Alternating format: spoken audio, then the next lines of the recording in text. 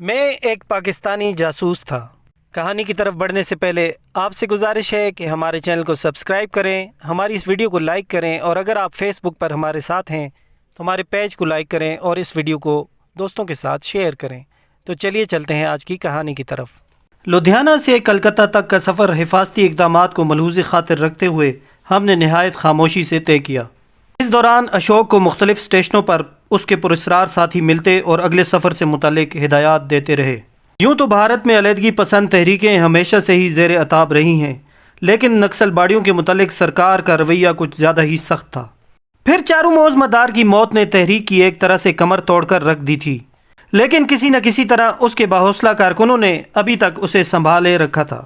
نکسل باڑیوں کی صحیح سرگرمیاں بنگال، مدراس اور بہار کے اضلاع میں دیکھنے کو ملتی تھیں، کیونکہ یہاں پہلے سے علیحدگی پسند تنظیمیں ان کی مکمل پشت پناہی کرتی تھیں۔ بنگال میں تو خود یہ تحریک خاصی مستحکم تھی، جبکہ مدراس میں اسے DMK تحریک کی ہمدردیاں حاصل تھیں، اور بہار سے ملحقہ دوسرے سرحدی اضلاع میں یہ لوگ میزورام اور ناگالینڈ وغیرہ کے ساتھ مل کر کام کرتے تھے۔ ریلوے اسٹیشن سے ہم لوگ بڑی بازار میں چلے آئے تھے۔ ہمیں اسٹیشن پر لینے کوئی نہیں آیا تھا، البتہ 3 اسٹیشن پہلے اشوک کو اگلا پروگرام دے دیا گیا تھا۔ میرے علم میں یہ بات تھی کہ خفیہ آنکھیں یہاں ہماری نگرانی کر رہی ہوں گی۔ یہ آنکھیں انٹیلیجنس کی بھی تھیں اور نکسلائٹس کی بھی۔ انٹیلیجنس تو معمول کی کارروائی کے مطابق یہ کام کر رہی تھی، جبکہ نکسل باڑی نئے کامریڈ پر آخری وقت تک نظر رکھتے تھے، مبادا وہ حکومت کا آدمی ہو اور سب کو لے ڈوبے۔ یہ لوگ اتنے زبردست تربیت یافتہ تھے کہ میرے لاکھ چالاک ہونے کے باوجود ابھی تک میں نے اشوک سے ملنے والے کسی شخص کو بھی نہیں دیکھا تھا۔ پیغام البتہ ہم تک ضرور پہنچ جاتا تھا۔ بڑی بازار کیا تھا، چوں چوں کا مربع۔ جس مکان میں ہم پہنچے وہ ایک کٹڑی میں بنا ہوا تھا۔ اسے جانوروں کا طبیلہ کہا جائے تو زیادہ مناسب ہوگا۔ بازار میں گھستے ہی عجیب عجیب رنگ و نسل کے لوگوں سے واسطہ پڑا تھا، جو انسانوں کے بجائے کسی مشین کا کل پرزہ دکھائی دے رہے تھے۔ ان لوگوں کو پنجاب کے لوگوں کی طرح دوسروں کے متعلق سوچنے کی مہلت میسر نہیں تھی، ویسے بھی ان کے پاس سوچنے کے لیے وقت تھا ہی کہاں۔ وہ تو رات کو بھی اتنی دیر ہی آرام کرتے تھے جتنی دیر کے لیے کسی زیر استعمال مشین کو ممکنہ نقصان کے پیش نظر بند کر دیا جاتا ہے۔ پنجاب کے اور یہاں کے لوگوں میں زمین آسمان کا فرق تھا۔ سوکھے سوکھے مریل سے بنگالی جو دن رات زندگی سے لڑائی میں جتے رہتے تھے، اس لڑائی میں انہیں نہ کبھی فتح نصیب ہوئی نہ ہوگی، کہ یہی کچھ انہیں ورثے میں ملا تھا جسے وہ اگلی نسلوں کو منتقل کر دیں گے۔ ہم جس دڑبے میں گھسے تھے اس کی نچلی منزل میں شراب خانہ تھا، اور اوپر کی منزل میں تینوں کمروں میں 3 کنبے رہتے تھے۔ ایک دڑبہ نکسل باڑیوں نے لے رکھا تھا، جہاں موقع محل کی مناسبت سے ان کا ایک ورکر اپنی بیگم کے ساتھ مقیم تھا۔ یہ تھے چیتن اور اس کی پتنی سجاتا۔ سجاتا بگڑی ہوئی رئیس زادی تھی، جو اپنے باپ کی مل کے ایک کلرک چیتن کے ساتھ یہاں آن براجی تھی۔ دونوں نے واقعی خود کو نکسل باڑی تحریک کے لیے وقف کر دیا تھا۔ سجاتا عورتوں میں کام کرتی تھی اور چیتن یہاں کا مقامی تھا۔ دونوں بزوں میں خواہش عظیم انقلاب کے لیے لڑ رہے تھے، جو شاید کبھی ان کا مقدر نہ بن سکے۔ سجاتا کو تحریک میں عظیم مقام اس لیے حاصل تھا کہ اس نے اپنے ہاتھ سے اپنے بوڑھے باپ کو گولی ماری تھی، اور جو کامریڈ اپنے اصولوں کے لیے اپنی ولدیت سے بھی منکر ہو جائے وہ عظیم کیوں نہ کہلائے گا۔ اس کو زیادہ اہمیت اس لیے بھی حاصل تھی کہ اس نے کبھی کسی کامریڈ کو ناراض ہونے کا موقع نہیں دیا تھا۔ سجاتا کے دروازے ہر کسی کے لیے کھلے تھے۔ وہ انسانی پستیوں کی انتہا میں گر چکی تھی، جہاں اخلاقیات کا جنازہ نکل جاتا ہے اور مذہب، معاشرت، اخلاق وغیرہ لاجانی سی چیزیں بن کر رہ جاتے ہیں۔ سجاتا دہلی کے رہنے والی اور پولیس کو مطلوب تھی۔ وہ یہاں پچھلے 2 سال سے اپنا نام اور شخصیت بدل کر قیام پذیر تھی۔ اس کے ہاتھ لوگوں کے خون میں بھی یقیناً رنگے ہوں گے، لیکن ان کا علم کسی کو نہیں تھا۔ اس کے باپ والی بات بھی اس لیے بتائی جاتی تھی کہ دوسرے کامریڈ انقلاب کے راستے پر چلنے والی اس مہاویر کامریڈ جیسے نظریات اپنائیں، جو بنفس نفیس ان میں موجود تھی، کیونکہ بقول ان کے انقلاب کا حصول تبھی ممکن ہے جب ہم تمام رشتوں کو بھلا کر صرف انقلابی کا رشتہ اپنا لیں، جسے سجاتا نے خوب اپنایا تھا۔ کٹڑی میں داخل ہوتے ہی شراب کی بدبو میرے نتنوں میں گھس آئی تھی۔ پہل تو مجھے ایسی جگہوں سے سخت وحشت ہوتی تھی، لیکن بھارت میں چونکہ قدم قدم پر ایسے ماحول سے واسطہ پڑتا ہے، اس لیے اب میں نے ذہنی طور پر ان حالات سے مصالحت کر لی تھی، اور چند لمحوں کے بعد ایسی جگہوں پر لعنت بھیج کر میں پھر نارمل ہو جاتا تھا۔ تب مجھے یہ احساس نہیں ہو پاتا تھا کہ میں یہاں کوئی غیر مرئی مخلوق بن کر آیا ہوں، بلکہ میں خود کو بھی اسی ماحول میں اور اس میں بسنے والے لوگوں کا ایک حصہ جاننے لگتا تھا۔ ڈڑبے پر ہمارا استقبال چیتن نے کیا۔ ہیلو کامریڈ کہہ کر اس نے گرم جوشی سے ہم سے مصافحہ کیا۔ ابھی ہم بمشکل بیٹھ ہی پائے تھے کہ سیڑھیوں سے قدموں کی چاپ سنائی دی اور چند لمحوں کے بعد ہونٹوں میں سگریٹ دبائے میرے سامنے بگڑی ہوئی رئیس زادی کھڑی تھی۔ اس کی آنکھیں نشے سے سرخ ہو رہی تھیں۔ جس پرانی وضاقتہ کے صوفے پر ہم بیٹھے تھے اس کے سامنے ایک کونے میں رکھی تپائی پر شراب کی آدھی خالی بوتل اور گلاس بھی موجود تھا، جس کے بھبوکے اس کے منہ سے اٹھ رہے تھے۔ اس نے استفہامیہ نظروں سے چیتن کی طرف دیکھا، جس نے آنکھوں ہی آنکھوں میں کچھ اشارہ کیا، اور جواب میں سجاتا نے بھی اس سے کچھ زیادہ ہی سرگرمی سے کامریڈ کہہ کر ہم دونوں سے باری باری مصافحہ کیا۔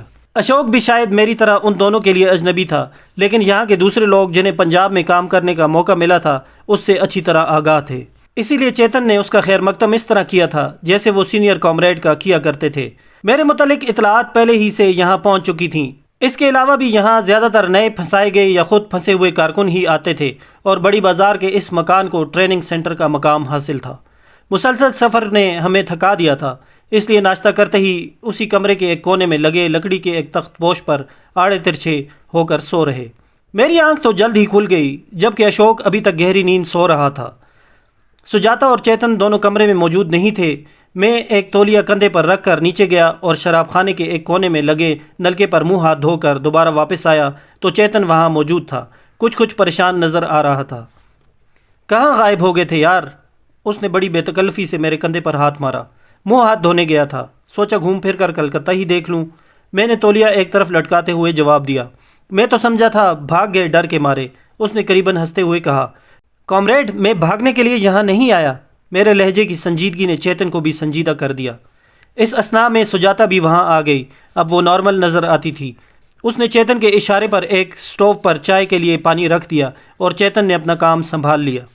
سب سے پہلے تو اس نے عظیم انقلاب کی خوبیاں گنوانی شروع کی، پھر کچھ حفاظتی اقدامات سے آگاہ کیا اور خصوصی ہدایات کی کہ یہاں کسی کامریڈ کو سوائے اپنے کام کے اور کچھ نہیں بتانا، نہ ہی کسی کے متعلق جاننے کی کوشش کرنا۔ مجھے صرف انہی باتوں یا معلومات پر اکتفا کرنا تھا جو تحریک کی طرف سے مجھے فراہم کی جاتی۔ خود سے کچھ جاننے کی کوشش کرنا یا زیادہ چالاک بننا جرم تھا۔ ایسی کوئی بھی حرکت سرزد ہونے پر عوامی عدالت انقلاب کی راہ سے ہٹنے والے یا روڑے اٹکانے والے کے خلاف کارروائی کرتی تھی، اور اس کا ہر فیصلہ قبول کرنا پڑتا تھا، خواہ وہ کتنا ہی سخت کیوں نہ ہو۔ اپنے اصول و ضوابط مختصراً بتا کر اس نے میری توجہ کچھ سرخ جلدوں والی کتابوں کی طرف دلائی اور بتایا کہ ہر انقلابی کا فرض ہے کہ وہ ان کا مطالعہ کرے۔ چیتن واقعی کامیاب ورکر تھا۔ اس کا بات سمجھانے کا انداز کچھ اس قسم کا تھا کہ سننے والے کو یہ کبھی محسوس نہیں ہوتا تھا کہ اسے ڈرایا دھمکایا جا رہا ہے، جبکہ وہ سب کچھ کہہ گزرتا تھا۔ کی اجازت سے میں شہر دیکھنے باہر آ گیا۔ دریائے ہگلی کے کنارے آباد اس شہر کے لاکھوں مکینوں میں سے اکثر و بیشتر اپنے اپنے دھندوں کے لیے گھروں سے باہر آ گئے تھے۔ اسی ہجوم میں بھی سڑکوں پر مٹر گشت کرنے لگا۔ میدان سے ہوتا ہوا لوور چت روڈ پر آ گیا اور وہاں سے گھومتا گھماتا آخر زکریا اسٹریٹ کی طرف آ نکلا۔ یہاں زیادہ تر آبادی مسلمانوں کی تھی۔ ایک بڑی سی سرائے کے نزدیک لوگوں کی ہجوم نے میرے پاؤں پکڑ لیے تھے۔ میں وہیں رک گیا دیکھوں تماشا کیا ہے، اور وہ نظارہ دیکھ کر میرا دل خون کے آنسو رونے لگا۔ چند بنگالی نوجوان لڑکیوں کو لوگوں نے گھیرے میں لے رکھا تھا۔ یہ وہ بدقسمت مشرقی پاکستان کی مسلمان لڑکیاں تھیں جو اپنے اہل خانہ کے ساتھ بھارتی پروپیگنڈا کا شکار ہو کر یہاں چلی آئی تھیں۔ پہلے تو یہ لوگ سرحدی اضلاع میں لگے شرنارتھی کیمپوں میں آتے تھے، پھر سیالدہ سے ہوتے ہوئے کلکتہ کی طرف نکل جاتے تھے، کیونکہ شرنارتھیوں کے نام پر حاصل ہونے والے مقامی اور بین الاقوامی امداد بھارتی سرکار خود ہضم کر جاتی تھی یا مکتی باہنی کی بھینٹ چڑھا دیتی تھی، اور ان بد نصیبوں کو اپنا پیٹ بھرنے کے لیے کلکتہ کا رخ ہی کرنا پڑتا تھا۔ کلکتہ میں ان کے لیے زندہ رہنے کا صرف ایک ہی راستہ تھا کہ وہ اپنی عزتیں بیچیں یا بھوکے مر جائیں، کیونکہ ایک سوچے سمجھے منصوبے کے تحت انہیں مزدوری کرنے کے مواقع نہیں دیے جاتے تھے کہ یہ بدبخت لوگ اتنے مجبور ہو جائیں کہ اپنے ہاتھوں سے اپنی غیرت کو سولی پر چڑھا دیں۔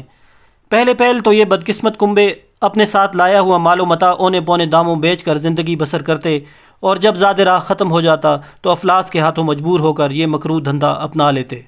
زمانہ غلامی میں شاید اس طرح کنیزوں اور غلاموں کی منڈیاں لگتی ہوں گی، جس کا نظارہ یہاں دیکھنے میں آ رہا تھا۔ مکروہ چہرے والے چانکیا کے خبیث چیلے کھا جانے والی نظروں سے ان کا جائزہ لیتے، انہیں ٹٹول کر ان کی قیمت کا تعین کرتے، قیمت چکاتے اور بے کسی کی ان تصویروں کو بغل میں دبا کر اپنی راہ لیتے۔ عزتوں کا یہ کوڑیوں کے مول نیلام کیسا اندوہناک المیہ تھا، اس کا احاطہ الفاظ میں ممکن نہیں۔ حیرت تو اس بات پر ہوتی تھی کہ آخر شرنارتھیوں کو بھارتی حکومت نے اپنے شہروں میں آنے جانے کی اجازت کیوں دے رکھی تھی۔ حالات نے اب یہ ثابت کر دیا تھا کہ یہ سب کچھ ایک سوچے سمجھے منصوبے کے تحت کیا جا رہا تھا۔ کسی قوم کو ذلیل و خوار کرنا مقصود ہو تو حملہ آور قومیں سب سے پہلے دشمن کی بہو بیٹیوں کی عصمت پر ڈاکہ زنی کرتی ہیں، انہیں بے غیرت بنا کر ان کے تشخص میں دراڑیں ڈالی جاتی ہیں اور کرداروں میں ایسے شگاف بنا دیے جاتے ہیں کہ وہ جب چاہیں ان کے رخنوں میں سے دخل اندازی کر سکیں۔ اس مداخلت پر مغلوب کچھ نہیں کہہ پاتے، احتجاج بھی نہیں کر سکتے کہ ضمیر تو ان کے پہلے ہی اپنی قیمت پا چکے ہوتے ہیں۔ بھارت کے اس سب سے بڑے شہر کلکتہ کی مقامی مسلمان آبادی اتنی غریب تھی کہ سوائے کوڑنے کے اور کچھ نہیں کر سکتی تھی۔ یہ حالت مسلمانوں کی ہی نہیں، یہاں بسنے والے تمام مذاہب کے لوگوں کی تھی۔ بھارتی حکومت پر جنگی جنون کا بھوت اس بری طرح سوار تھا کہ اس نے جنتا کی تمام ضروریات کو نظر انداز کر کے اپنی تمام توانائیاں مشرقی پاکستان پر غاصبانہ یلغار کے لیے وقف کر دی تھی۔ یہ مناظر دیکھ کر میرا دل اپنی بدقسمتی پر خون کے آنسو رو دیا۔ بڑے دکھی دل کے ساتھ میں واپس آ رہا تھا۔ زکریا اسٹریٹ کے ایک کونے پر کھڑے ایک بوڑھے مشرقی پاکستانی نے، جس کے ساتھ سکڑے سمٹے 2 بچے بھی بیٹھے تھے، بھیک مانگنے کے لیے میری طرف ہاتھ بڑھایا۔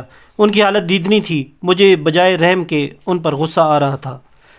تم سالہ ایک دم بے غیرت ہے، ادھر آزادی کا نعرہ لگاتا ہے، ادھر اپنی عورتوں کا دھندہ کرتا ہے۔ میں نے کلکتہ لہجے میں اسے غصے سے گھورتے ہوئے کہا، ہم دھوکے میں مارا گیا صاحب، ہمارے ساتھ بہت بڑا جرم ہوا۔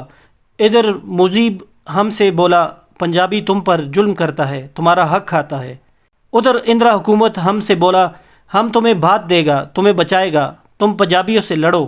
صاحب ہمیں مجیب اور اندرا نے مار ڈالا۔ صاحب ہم بے غیرت نہیں، ہم بزدل بھی نہیں، ہمیں تو اپنوں نے مار ڈالا۔ وہ قریباً سسکیاں لے کر رونے لگا۔ تو ویورز، یہ تھی ہماری آج کی کہانی۔ امید ہے آپ کو پسند آئی ہوگی۔ ہماری اس ویڈیو کو لائک کریں اور اپنے دوستوں میں شیئر کریں۔